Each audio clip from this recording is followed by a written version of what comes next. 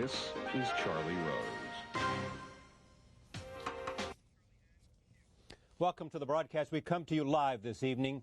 Today there was a major terrorist attack on the country. As many of you know, it began this morning at 8:45 a.m. 4 planes were hijacked. 2 of them crashed into the World Trade Center. A 3rd plane crashed into the Pentagon. A 4th crashed in Somerset, Pennsylvania. Here are some scenes of these events, courtesy of CNN.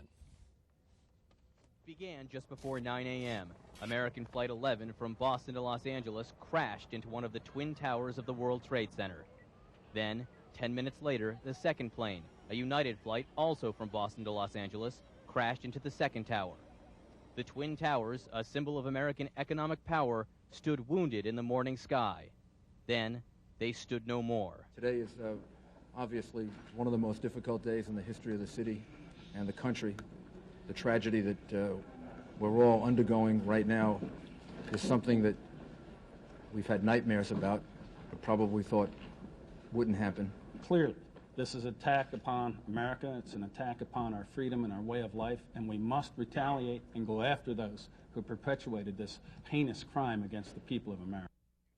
President George Bush, who was in Florida, returned to Washington later this afternoon and addressed the nation tonight. The pictures of airplanes flying into buildings, fires burning, huge structures collapsing, have filled us with disbelief, terrible sadness, and a quiet, unyielding anger. These acts of mass murder were intended to frighten our nation into chaos and retreat. But they have failed. Our country is strong. A great people has been moved to defend a great nation. Terrorist attacks can shake the foundations of our biggest buildings, but they cannot touch the foundation of America. These acts shatter steel, but they cannot dent the steel of American resolve. America was targeted for attack because we're the brightest beacon for freedom and opportunity in the world, and no one will keep that light from shining. Today, our nation saw evil, the very worst of human nature, and we responded with the best of America. This is the gravest terrorist attack on the United States since Pearl Harbor, a date President Roosevelt described as one which will live in infamy. This date may be remembered for a long time as well. Many people have predicted a terrorist attack inside the United States, but everyone was surprised by the extent of what happened today. Tonight, the concerns of Americans and many around the world is for the victims and their families. There are more questions this evening than there are answers. Questions such as how many casualties, who did it, how will the United States respond, and what will this event do to the nature of American life? Joining us this evening for this live broadcast are a distinguished group of public officials and journalists. They include General Wesley Clark from Little Rock, Arkansas, former UN Ambassador Richard Holbrooke here in New York, former National Security Advisor to President Clinton Samuel Berger here in New York, General Ephraim Snee of Israel, who was Deputy Defense Minister under Prime Minister Barak and is now Minister of Transportation in the Unity Government of Israel. Also here, Judith Miller from the New York Times, author of Germ, America's Secret War Against Biological Weapons. And from Washington, Democratic Senator John Edwards of North Carolina joins us later, and Steve Emerson, a terrorist analyst and investigator.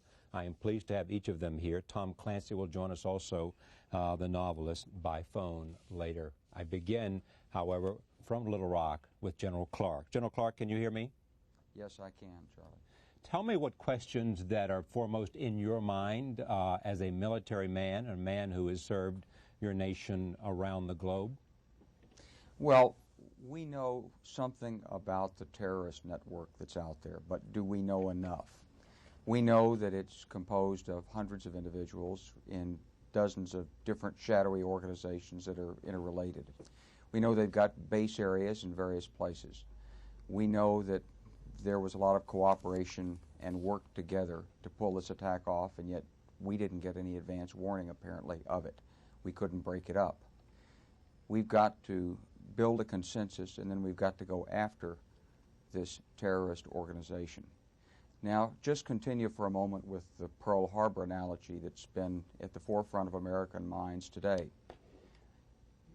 If it is a Pearl Harbor, then Americans are going to be asked to sacrifice to do something about this. And there'll be sacrifices imposed on us, there's no doubt about it. But it's also going to be a relatively long-term struggle. This is not something that's going to be taken care of by a couple of cruise missile strikes. We're going to have to go after these organizations and the nations that support them and the government officials in those nations that support them. We're going to have to root it out. It's going to be difficult. It's going to be risky. And we're going to have to take risks with the American personnel who are on the front lines carrying out the action. And so, as a military man, I'd be looking for the intelligence information. And I'd be looking for the national resolve and the support of the American people, and then I'd be looking for the guidance from the Commander-in-Chief to get on with the task. All right, I want to come back to you, but let me go to General Snee. General Clark, let me do this first with you, General Clark, and go around the table. There seems to be a majority opinion that this was the work of Osama bin Laden. Do you accept that? Do you think that's likely? And is he the person most capable of doing this?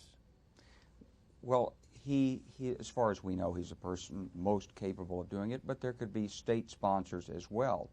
He's got a large organization, and it operates through several different fronts, and so it's not right to focus on one individual. This is an organization, probably several organizations, and maybe more than one state who are engaged in supporting it.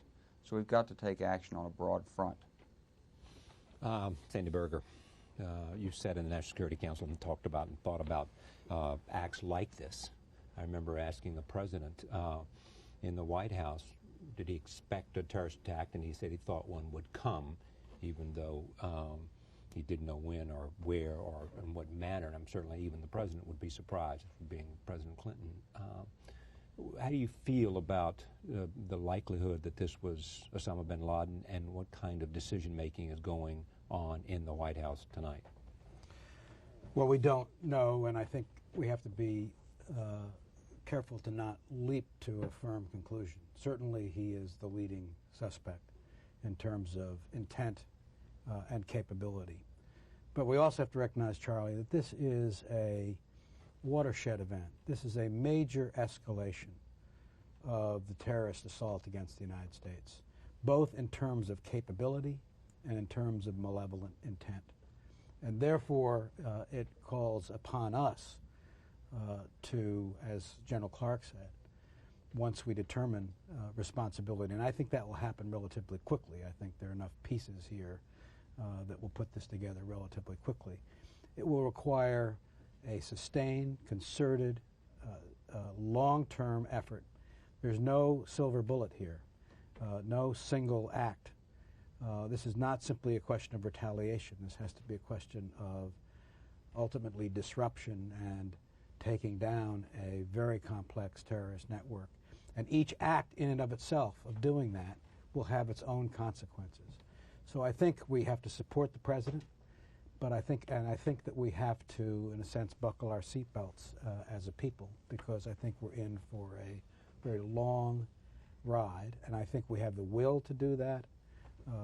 But it is not a simple act, as General Clark said, of launching cruise missiles from 1,000 miles away from Afghanistan, if that's in fact the responsibility lies. In other words, American service people will have to make sacrifices in order to seek out whoever did this. I think there will be a comprehensive response here, which will involve, will first of all necessarily involve a stepped-up effort of our allies. This is not just an attack on the United States today. This is an attack on the democratic world, on the civilized world, and we have to be joined here and expect to be joined here by our allies in Europe, by the Russians, who I think will be have been targeted and victimed of terrorism, and by our friends and allies in the moderate Arab nations in the Middle East. So we have to have a concerted effort here, and the will for a long-term struggle in a new phase of a terrorist war. When you talk about that, Richard, I've listened to you today and other appearances talk about building this kind of coalition with Russia, with China, to do what, other than to agree on some war against terrorism?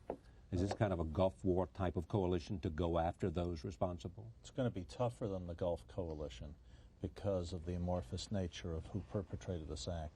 The most important sentence in President Bush's speech a few hours ago was when he said there'd be no difference for the United States government between those who committed the act and those who harbored, sheltered, or condoned those who committed it.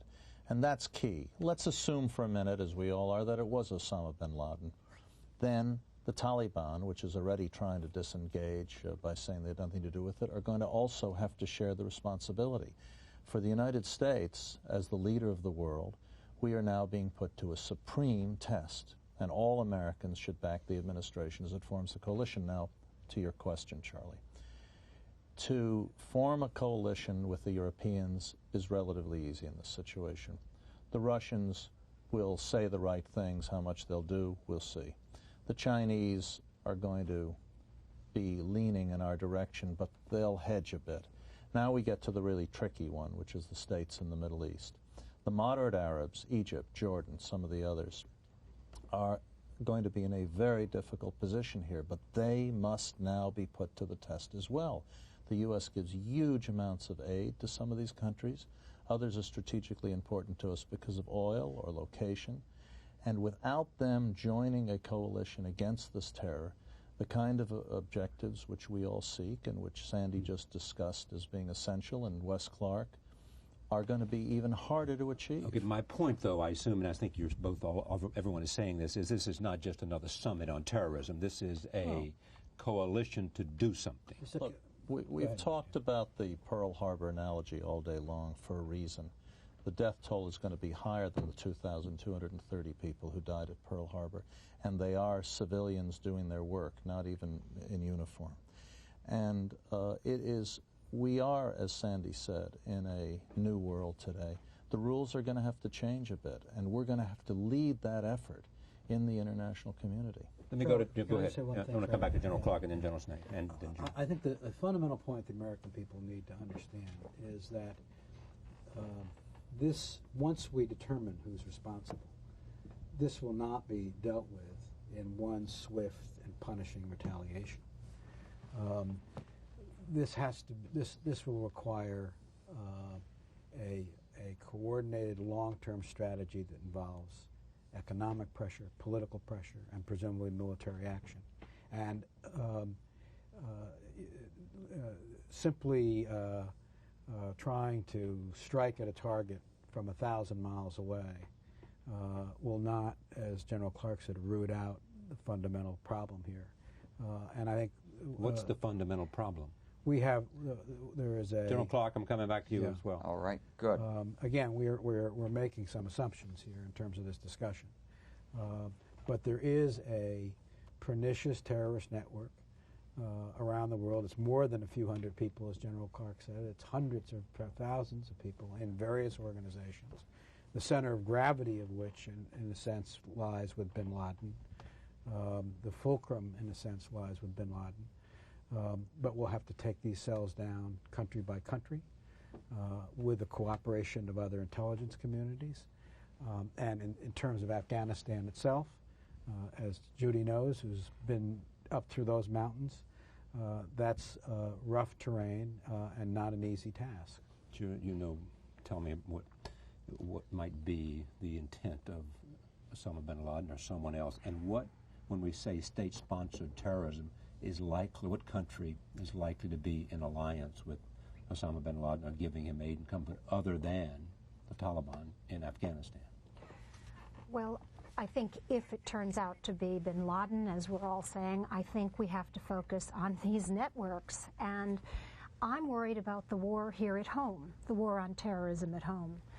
You have some 5,000 militants who have passed through the 12 camps that Osama bin Laden personally controls and finances in Afghanistan.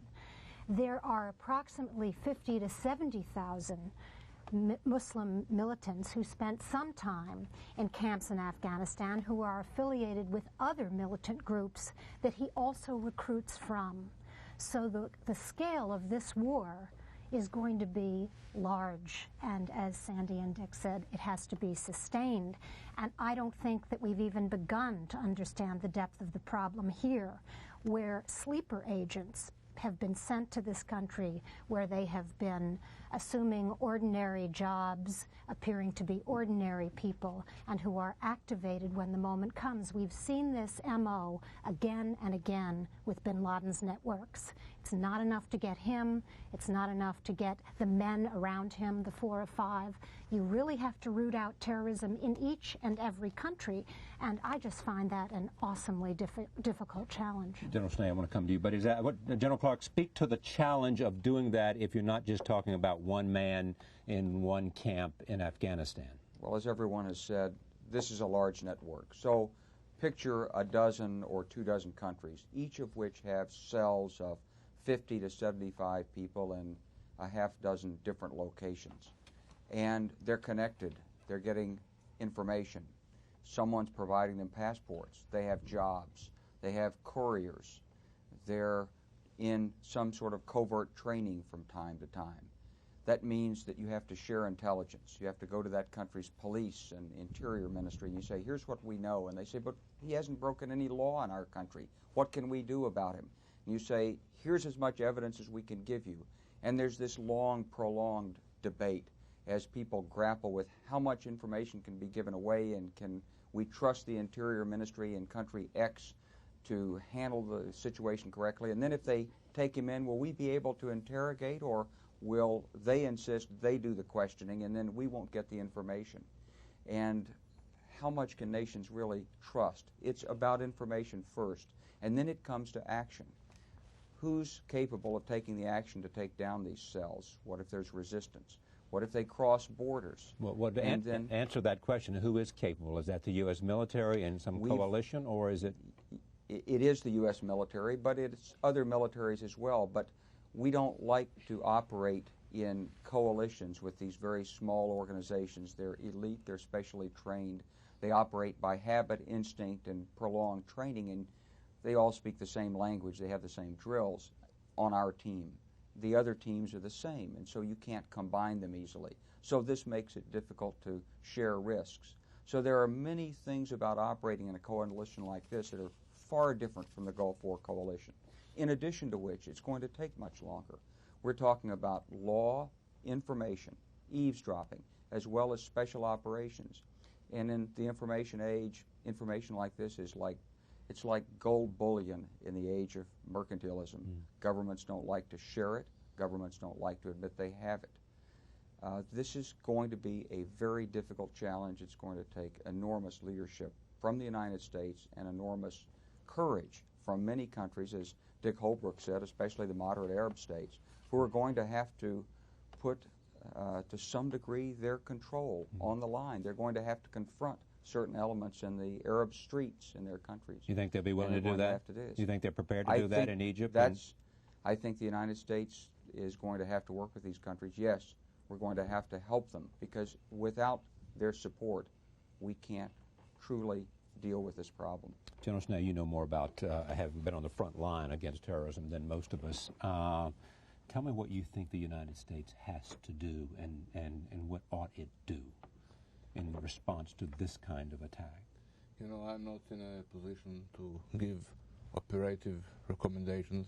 It's the task of the leadership of the United States. But I can say what are our lessons. All right. As you know, we cope with state-sponsored terrorism of this kind, of suicide bombing, for several years. And the methods that we adopted as surgical operations against those who mastermind and organize the terrorist operation, this is the most effective way. We use it by combination of high-quality intelligence, precisely guided ammunition, airstrikes, and special forces. This is the most effective way. Again, I can speak about our experience. It works. We succeed to foil great number, a great part of the attacks that are planned on Israel. Many of them we succeed to prevent. And this operation, this terrorist murderous operation which occurred today, could not be carried out without a support of a state. And one of the What state was it? I don't know yet. But the name we hear bandied about more today has been Iraq. There is a club. There is a club of three countries. Yeah. It's not very much of them. There are not very many of them. Not to stop the appeasing policy towards the rogue states. It's about time to stop the gentle appeasing attitude towards Iran, Iraq, Afghanistan. It's enough. You said, as we sat down, that this was probably a long time in planning. Long time means what? Certainly weeks, probably months. What is staggering about this operation is the fact that it was conducted within the United States, which indicates a capability to operate in the United States which exceeds, I think, what the intelligence community has understood to be present here. We've known there are operatives, sleeper cells, as Judy said. There's been surveillance of them, but dozens of people were involved in this. It is months in the execution. These were not only suicide bombers, these were commercial pilots. I don't believe that those American pilots or our American pilots took those planes into that into that World Trade Center. So you have to find the profile of someone who is willing to be a suicide bomber, of which there are unfortunately a fairly large reservoir, but also someone who can fly a 767, not something easy to do. This is a long time in planning and a fair amount of operation going on within the United States without detection. Okay, let me ask, General Clark, you've got to go. I want to ask this one question. Do you consider this an act of war? I certainly do. But and if I could, just to follow up for a second on I'm going to lose you in a minute, and so I've got to go on what Sandy said, there are other acts in preparation. We can be sure of that. This is not the only shoe that will fall. In the next 24 hours, 48 hours? Well, we don't know. But we know that this is a large network, and they won't have planned only one set of acts. And that's something else we have to be mindful of as we're going about taking down this organization. There is an urgency to it. Thank you for joining us tonight. Thanks to Walter Isaacson and CNN for allowing you to pull you away from CNN to appear on this broadcast. And I thank you very much. Thank you, Charlie. What's the risk for the President and the challenge for the President and his leadership at this time? First of all, any president in this situation has to show the kind of national leadership from the bully pulpit of the presidency, which FDR showed on December 7th and 8th, 1941. It takes great presidential leadership to rally a country. I might add, before I get to the second part of my answer, that the people of New York City have certainly shown leadership today on an individual basis. Long lines around the blood banks, a spirit of common shared courage and heroism. No looting. It's been another remarkable tribute to this city, which is in a state of shock tonight, and the loss of life here is going to be much bigger than Pearl Harbor. The second thing the administration and the President must do is to come up with a immediate solution to whatever allowed this to happen.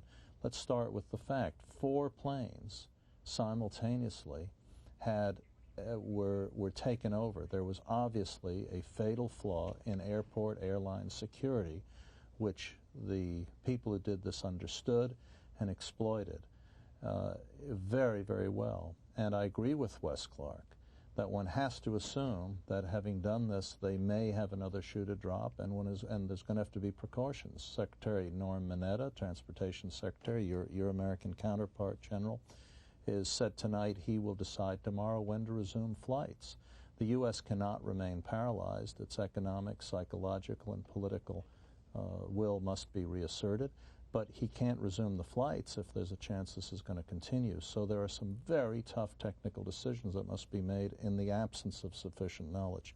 The third thing is international, and as everyone on your panel tonight has agreed, Charlie, it's going to take a long time to successfully turn the tide here.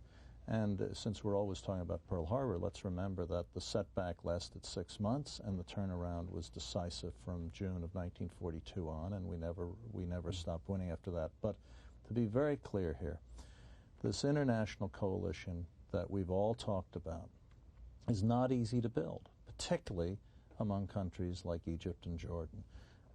We have simultaneously, Israel is facing the greatest threat to its security and safety, in my view, since 1947-48. I, of course, would defer to the general on the historical analogy, but we can all agree that Israel has to be on redoubled vigilance tonight, and we're going to have to be ready for a crisis in which the Mideast situation and our own domestic problems converge into one enormous challenge. And the risk of a backlash, if it's mishandled, will be great. Are you surprised no one's taking credit, Judy? Are you surprised no one's taking credit for this? One of the reasons I think that this may point to the Osama bin Laden networks is precisely because nobody has taken credit. His groups don't take credit. They didn't take credit for Kenya. They didn't take credit for the coal. And as Sandy pointed out, he said weeks, months in preparations. I would argue perhaps even years. When you look at the bombing of the American embassies in Africa, we saw that one of the first scouts was sent to Nairobi to scout out a target in 1993. Well, that was 5 years before the actual bombing of those embassies took place. So we're dealing with a very sophisticated operation here. They went after the same building 8 years ago. Exactly. And who knows, now it begins to look as if the first attack on the World Trade Center might also have been connected to an Osama bin Laden predecessor organization. Jonathan, we have another example. Twice, in 92 and in 94, there were explosions in Buenos Aires. Once in the Jewish Community Center and the other in the Israeli Embassy in Buenos Aires. And till today, no one claimed responsibility. We know that a branch of Hezbollah did it, but they didn't claim responsibility till today. But, you know, they have declared a war. I mean, they openly declared war in a fatwa, a religious edict, in February of 1998. And Osama bin Laden, yes, Osama bin Laden and his allies in a camp in Khost in Afghanistan declared a war against American soldiers and civilians and called upon every believing Muslim to kill Americans wherever they may be. Should I accept it as fact that if the United States, knowing what it knew, assuming as we're making the assumption, which seems to be the consensus around the country and in all the things that I've seen today, that Osama bin Laden was involved, do I also make the assumption that if the United States could have found him and could have gotten him, they would have? You had 8 years in Washington. Yeah. I think the answer to that is yes. So why should we think we can now? It is extremely difficult to have what is called actionable intelligence. That is, not only knowing where someone is, but where someone will be 1,000 miles from the nearest body of international water. And so there were points during the Clinton administration where we had intelligence on where he was, where he had been, but never sufficient intelligence as to where he would be for the military to recommend an action, except in the one instance after the bombing in Egypt, when we had information that there would be a gathering of bin Laden operatives, perhaps including bin Laden. And we took action. It turned out the timing was off. I want to do one thing. Tom Clancy, are you there? Sir. Much has been made today about the fact that this is the kind of thing that you might write about. I don't want to address that question, but just give me your sense of what surprises you about this event today. What surprises me is the fact that whoever planned this operation was able to locate and employ 4 people who are willing to cast their lives away. Why does that surprise you, Tom, when it happens? It happens a lot now in the Middle East. Not 4 at once, and you know it's the most unusual thing for any criminal to throw his life away. Criminals are not by nature courageous people. and to throw your life away, while it may be fanatical, generally fulfills the definition of courageous. Yeah, but not if you think And you're one going other thing somewhere I'd like to say, if I might, if you'll excuse me, somebody I can't see on TV. So somebody said earlier that where do you get 4 airline pilots to do this? Well, they weren't pilots. Actually, flying the airplane into the targets was a relatively simple operation. Oddly enough, it's something I've sort of done myself with an Air Force flight simulator. At Dover Air Force Base, once upon a time, I played with a C-5 simulator. And one of the things we did was to fly through simulated buildings just to see what would happen to the simulator. But it's not So the hard part of flying an airplane is taking off and landing. Actually, flying it through the air is fairly simple. So what these guys did to drive it into buildings was not terribly demanding. All right, but listen to what this is. Sandy Berger, National Security Advisor. Sandy. Yes, sir. Tom, I think the point here that I'm making, this is not the profile of the 17-year-old young fanatic with a bomb strapped to his chest. General Snee is unfortunately all too Well, familiar with. Unfortunately, Mr. Berger, we just don't know yet. It could have been an 18-year-old kid who walked aboard with a yo-yo and looked harmless to the security people at the airport. We just don't know. Well, what we do know is that in previous Osama bin Laden network attacks, the people who helped carry them out were oftentimes very well educated, middle-class people who had gone to college, who were electrical engineers or who were pilots. We know that there are at least 3 pilots who worked for bin Laden's organization. And I think the image that we all have and that General Snee is familiar with of the rabid militants standing on a street corner screaming death to America, this is not the kind of people we're dealing with, and that's another problem that Again, ma'am, that may be true, but this is entirely speculative on this. Absolutely. We don't know yet. Osama bin Laden is like Claude Rains in Casablanca saying, round up the usual suspects. He's simply the usual suspect. There has been no definitive information linking him to this event. Until there is talking about him, it's just a waste of air. Well, the New York Times is reporting tonight. That's and nice. Senator Orrin Hatch said today that there was some information pointing to communications, electronic communications, pointing to Osama bin Laden's people. Do you have reason, Tom, you're suggesting that there's no evidence, but do you have reason to believe, based on your conversations, that this is not the work of Osama bin Laden? There's no reason to believe that it is. I mean, you don't just line somebody up against a wall and shoot him because you don't like him. I grant you he's maybe a very disagreeable person, but until we know he is the criminal in this case, you don't shoot him. Okay, but I mean, otherwise you risk wasting a bullet on the wrong person, which doesn't do anybody any good. Yeah. On the other hand, there's the notion if you hear hoofbeats, expect a horse. Well, there's lots of different kinds of horses, Charlie. All right, stay with me. John Edwards has joined us, Senator from North Carolina, Democrat in the Senate. Senator Edwards, tell me the mood in Washington and the feeling for what senators and Congress people might want the president to say and to do. I mean, is there a sense of what kind of resolution the Congress might be called on by its leadership to pass tomorrow? Well, Charlie, I think what happened is the mood in Washington changed over the course of the day. I just dropped my 3-year-old off at daycare and was on my way to the office this morning when the first airplane hit the first tower of the World Trade Center. I got a phone call in my car. And then when I arrived in my office, and I think this was the prevailing mood at the time, there were just lots of questions. What's happening? How is this possible? And I think as the realization occurred that among all of us that what we were seeing on television was in fact reality, that these events were actually occurring.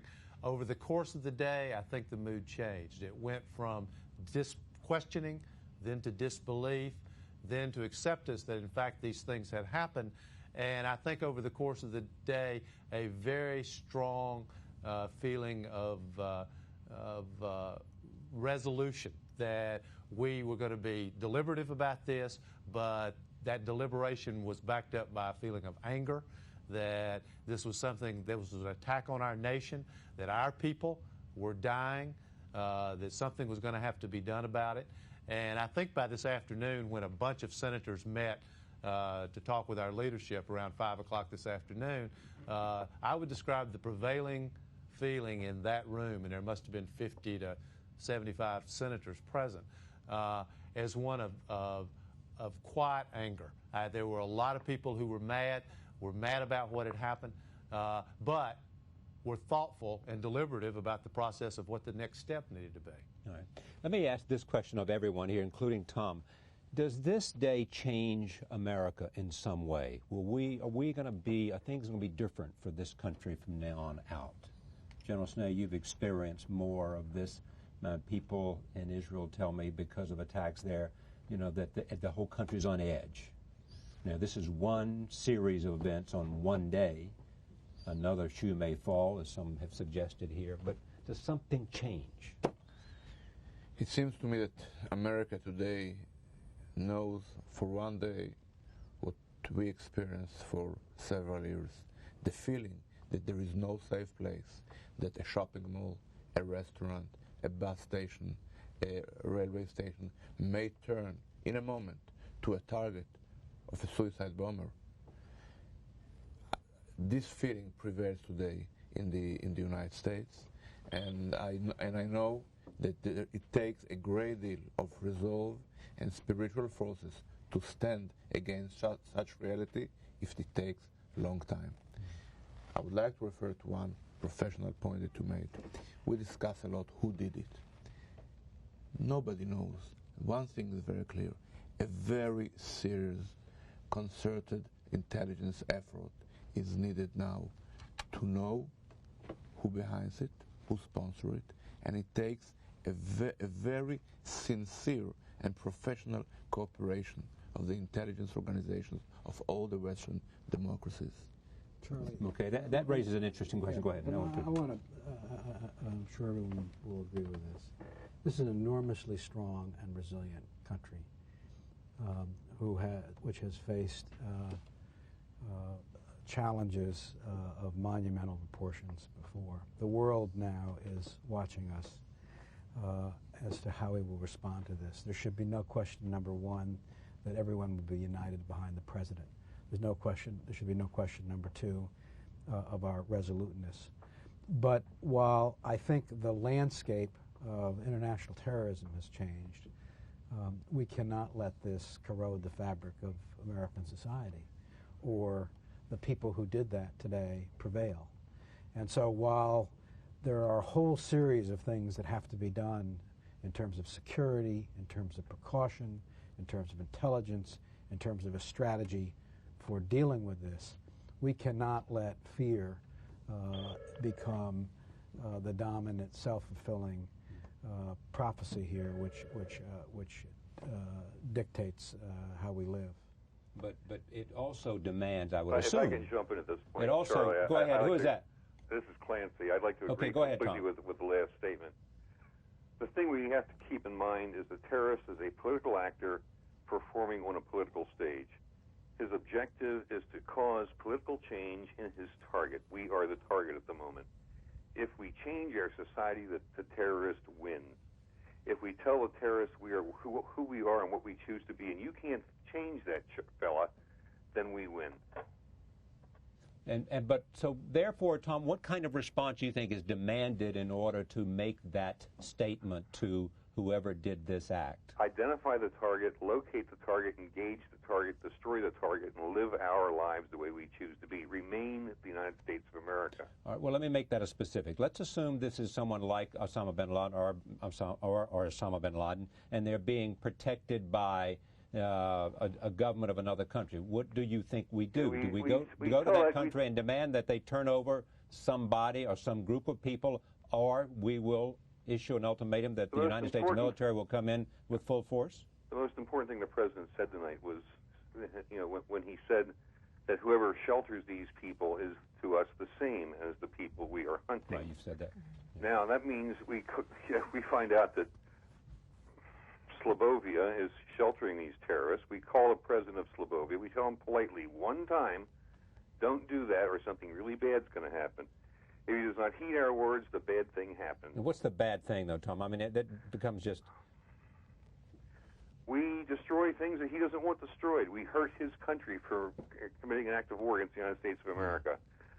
Committing an act of war against the United States of America is a dangerous thing to do. It carries a heavy price. All right. We make people pay that price. All right, Richard, and then I want to go to John Edwards. I also was going to raise the question. I was very struck by what John Edwards said earlier about the mood in Washington over the day, and I just wanted to ask Senator Edwards where he thinks the administration is going to go in asking Congress. They're going to need new funds, John. They're going to need legislation. Have they indicated to you yet where they're going, and what do you think Congress is prepared to offer to them? Well, Mr. Ambassador, first of all, we've not heard from the administration yet, and I think understandably so, precisely what they'd like to see us do. I've heard some of the discussion over the course of this program by you and other panelists, and I think you're exactly on the right track. And as I think you and I have already discussed in the past, this issue of terrorism, of course, is the greatest national security threat we face in this country today. There are a number of us who've been working on this issue. We've actually been in the process of drafting legislation aimed at accomplishing a number of things. Number one, establishing terrorism as the kind of national security priority that it should be. Number two, making sure that the federal agencies who are involved in this are adequately and properly coordinated in their activities. Number three, making sure that the institutions who are involved have the authority, the legal authority, to do what needs to be done. I've heard the discussion in this program, and we've talked about in the past, the building of coalitions internationally to deal with this issue, because we're going to need partners around the world to make this process work.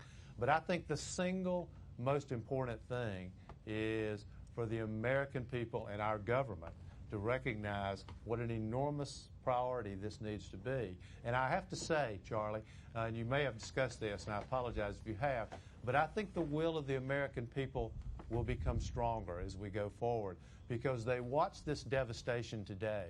But what's going to happen as we move forward through this thing is all of those people who lost their lives and who were injured at the World Trade Center and here at the Pentagon, brave Americans who were totally innocent in this process, this is going to become a very personal thing for the American people.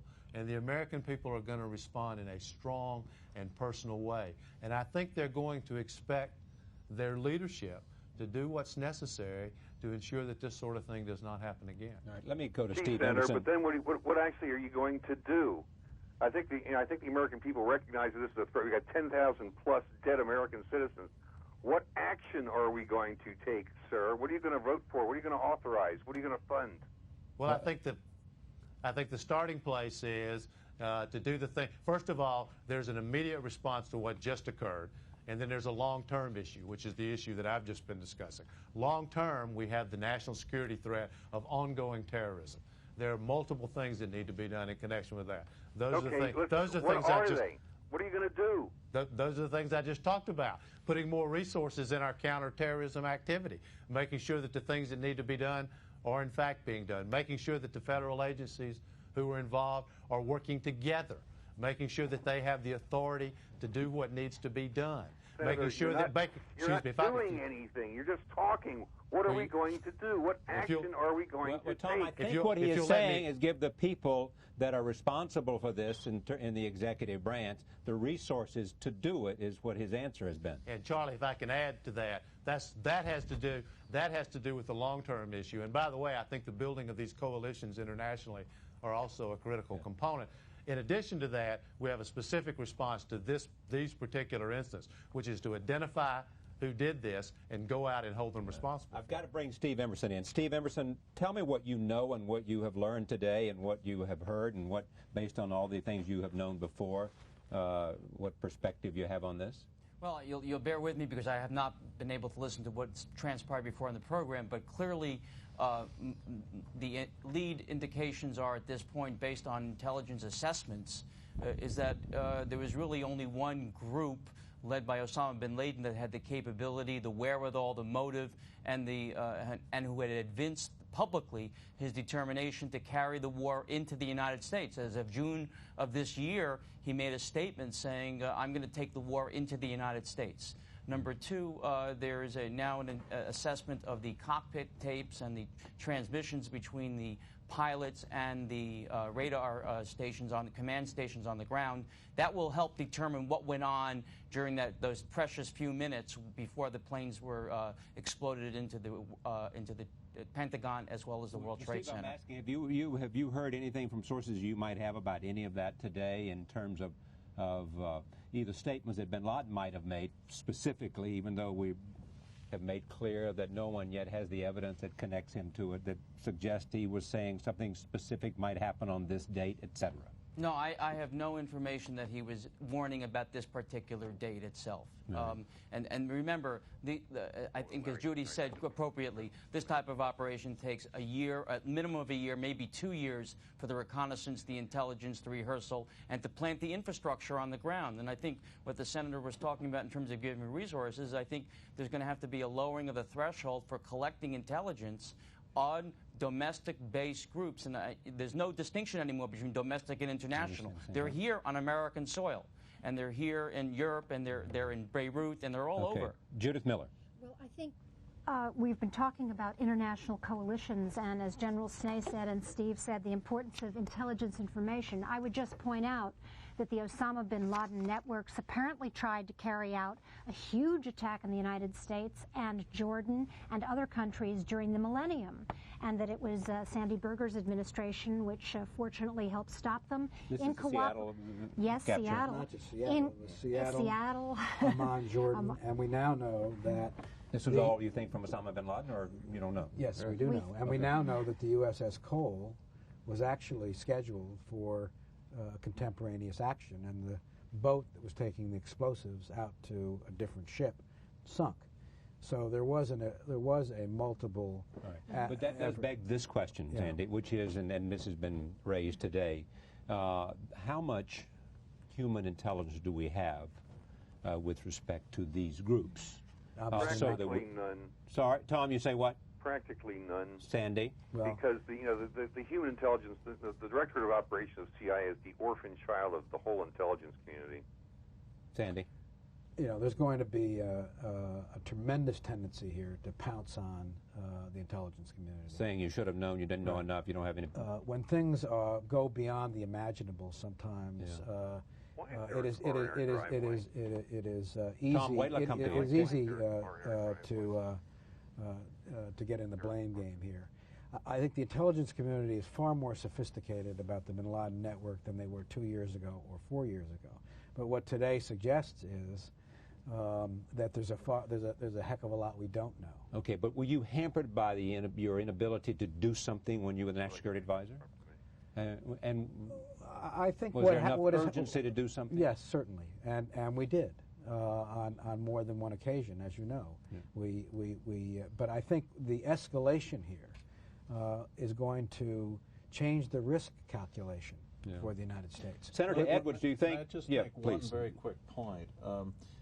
We're talking about an intelligence failure. This was not so much an intelligence failure as it was a security failure. All of us who go through these airport security have been led to believe that we had a certain degree of safety. If it had been one plane, perhaps it had been an aberration. But clearly, the people who did this identified a fatal, and I mean fatal in the most dramatic possible sense, a fatal flaw in airport security, and then managed a very sophisticated operation to simultaneously exploit it in at least 4 different planes, and perhaps will continue to. And right now, as we sit here tonight, the American security and intelligence services do not yet know exactly what that flaw they exploited was, which is what makes the administration's decision on when to resume flights and other comparable issues quite tricky. And how will they find that out? I would defer to Senator Edwards on the sequence, but I just want to stress that before we beat up on people who are trying very hard to do their jobs in the intelligence field, let's focus on why people are dead tonight. It was a security failure today, not that caused this tragedy, and it was a huge one. There was a flaw in the way people get on airplanes. And how did they get in the cockpits? As General Snee has said, they undoubtedly killed the pilots, because no pilot would take a plane into a building when they could go into the Hudson and Potomac rivers. So something went wrong, and we sit here tonight and we don't know what it was yet. General Snee? I would advise other countries to adopt, again, some of the methods that we use in order to have the maximal security But in Tom air. Clancy has made the point over and over, which is that when you have somebody who doesn't care whether they live or die, then you have a much more difficult problem. Then the problem is not to hit the suicide bomber, but those who train him and send him to the mission. And in this, I hope that after this horrible day, the activities of my small country will have more understanding, and we shall listen less exhortations about what we are doing. All right. Well said. Senator Edwards, do you think that there will be an examination, a legitimate, interesting examination now about how this country is in fact vulnerable, whether it's security risk or whether it's an intelligence, and the need for more intelligence and need to know more, that will be one of the demands on the Congress, that rather than missile defense, maybe we ought to look at some other areas that deserve equal attention for American vulnerability? Charlie, I think there will appropriately be a demand from the American people for us to do all of those things. I think that a lot of us have known, including some of your panelists who I've spoken to at length about this before, Dick Holbrooke, Sandy Berger, those guys all understand very well that this is the most serious and most imminent threat to our national security that exists. So there are a lot of folks who've known this, and I think what this event does is make it very, very personal to the American people. And I think they're going to appropriately demand that we respond. I just want to reemphasize something, though, that Dick Holbrooke said just a minute ago. It would be absolutely the right thing to do, to go in and examine our intelligence gathering activities, where we went, what mistakes we made, how we can do a better job, and what changes we can make. That's something we absolutely, it's imperative that we do that.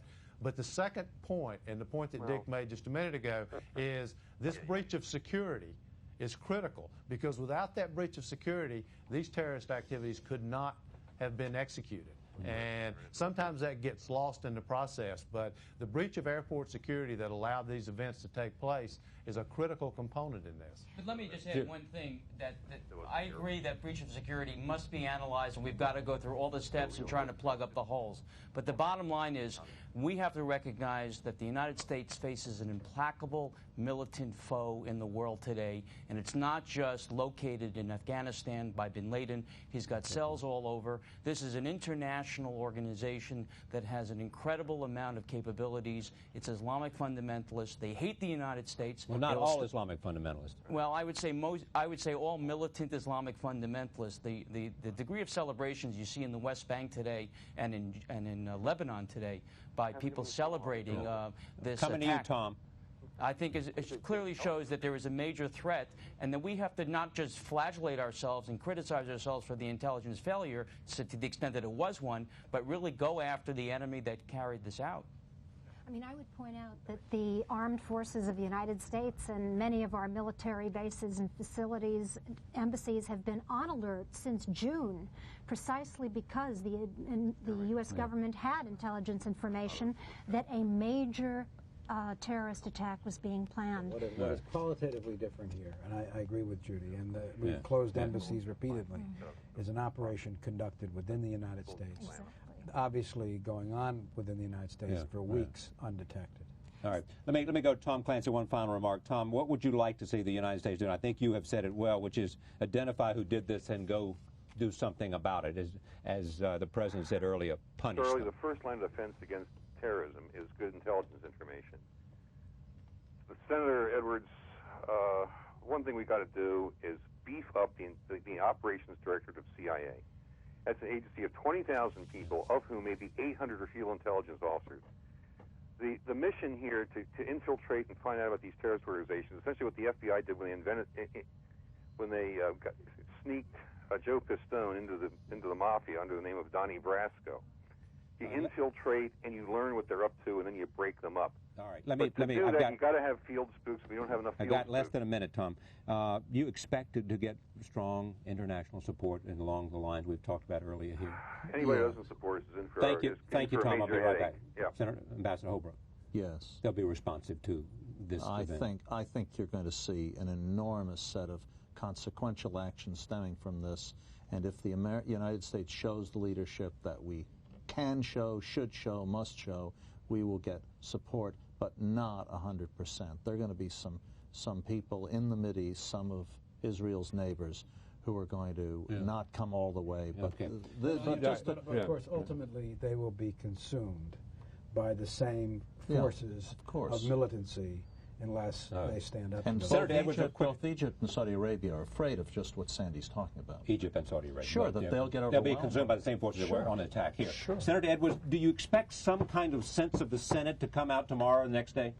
Oh, I think by the end of the day tomorrow, Charlie, there will be a very strong resolution passed by the Congress. Saying what in 25 seconds? Saying basically that we universally condemn what occurred and that we're prepared to take action necessary to prevent it from occurring again. The resolution of the Senate, the Congress, the American people across the board. That's exactly right. Thank you all. I thank you for coming in for this live program from New York and from Washington and from Arkansas, looking at this day that people have declared an act of war against the United States. Thank you.